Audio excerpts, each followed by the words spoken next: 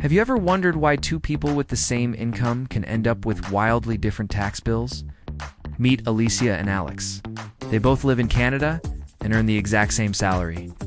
But come tax time, Alicia is stressed, handing over a huge chunk of her hard-earned money to the government.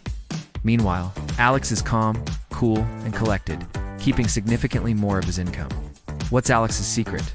It's not about earning more. It's about being smarter with his money. He understands the legal framework for reducing taxes in Canada, a framework built on a few core principles that anyone can use. Today, I'm going to pull back the curtain and show you exactly how he does it and how you can too. We'll build what I call the zero tax ladder, a step-by-step guide to legally and effectively minimizing your tax bill. By the end of this video, you'll have the tools to start your journey towards paying less tax and keeping more of your money working for you.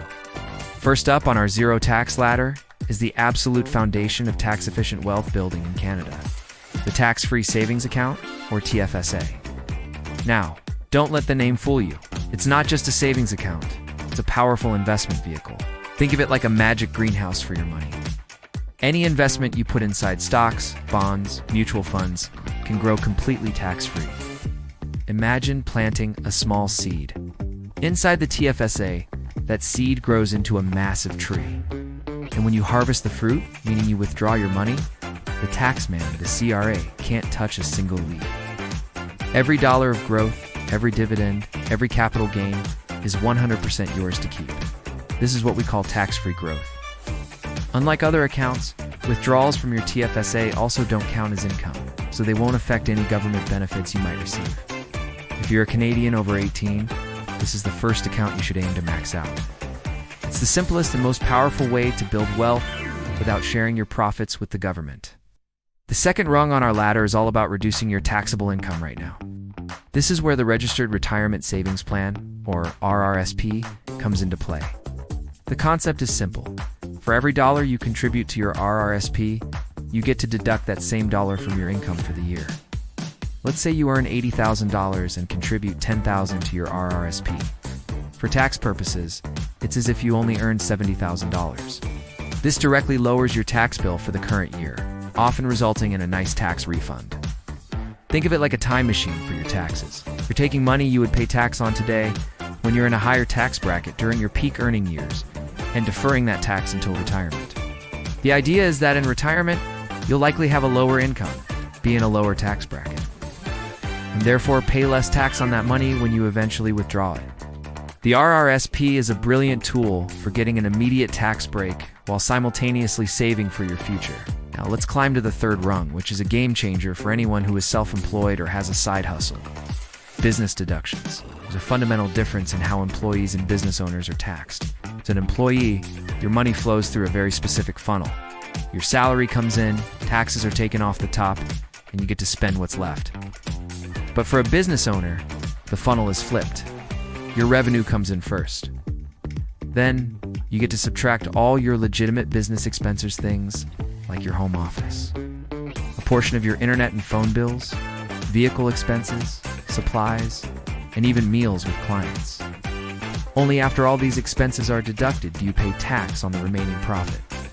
This is a massive advantage. It means you're using pre-tax dollars to pay for things that are necessary to run your business, effectively lowering the real cost of those items.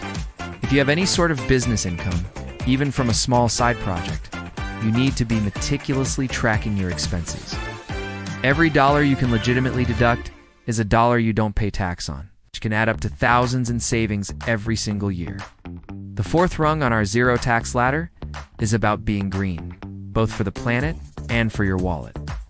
I'm talking about government grants and tax credits for making your home more energy efficient.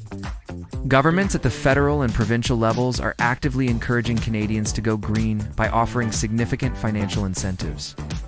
For example, let's say you decide to install a new high-efficiency heat pump or put solar panels on your roof. These can be expensive upgrades, but you're not paying the full sticker price. You might be eligible for a program like the Canada Greener Homes Grant, which could give you thousands of dollars back. On top of the grant, there are often tax credits you can claim. A tax credit is a dollar-for-dollar reduction of your tax bill. So, if you get a $1,000 tax credit, you pay $1,000 less in tax. When you combine these grants and credits, the net cost of your green upgrade can be dramatically lower. You get a more comfortable, energy-efficient home, a lower monthly utility bill, and a nice fat bonus from the government at tax time. It's a win-win-win. Finally, we reach the fifth and final rung of our ladder, understanding how capital gains are taxed. A capital gain is the profit you make when you sell an asset like a stock, an investment property, or a piece of art for more than you paid for it. How this profit is taxed depends entirely on where you held the asset. Let's imagine you have three different buckets. First bucket is your TFSA. As we discussed, any capital gain you realize inside this bucket is completely tax-free. You sell for $1 million profit, you keep the whole million. Second bucket is your RRSP. Inside this bucket, gains also grow tax-deferred. You won't pay any capital gains tax when you sell the asset. Instead, the total value is taxed as regular income when you withdraw it in retirement. The third bucket is your non-registered or taxable investment account. This is where things get interesting. In Canada, only 50% of your capital gain is added to your income. So, if you have a $10,000 capital gain, only $5,000 is considered taxable income. This 50% inclusion rate makes investing in a taxable account far more efficient than earning regular income like a salary, which is 100% taxable. Understanding this structure is key to smart investing and minimizing your tax burden on your investment profits over the long term. So there you have it, the zero tax ladder. Let's quickly recap the 5 pillars of reducing your Canadian tax bill. First, harness the power of tax-free growth with the TFSA. Second, reduce your current taxable income and save for the future using the RRSP. Third, if you're self-employed, maximize your business deductions. Fourth, take advantage of green grants and tax credits for home upgrades. And fifth, understand how to minimize tax on capital gains by using the right accounts. By strategically climbing this ladder, you can start to look a lot more like Alex and a lot less like Alicia. Before we wrap up, let's bust a few common tax myths.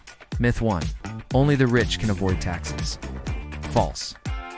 As we've seen, tools like the TFSA and various tax credits are available to every Canadian, regardless of income.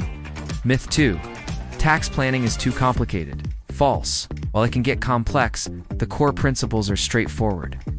Starting with just 1 or 2 of these strategies can make a huge difference. Myth 3. I'll get in trouble for trying to reduce my taxes. False. There's a big difference between tax evasion, which is illegal, and tax avoidance, or planning, which is your legal right. The entire system is designed with these deductions and credits built in for you to use.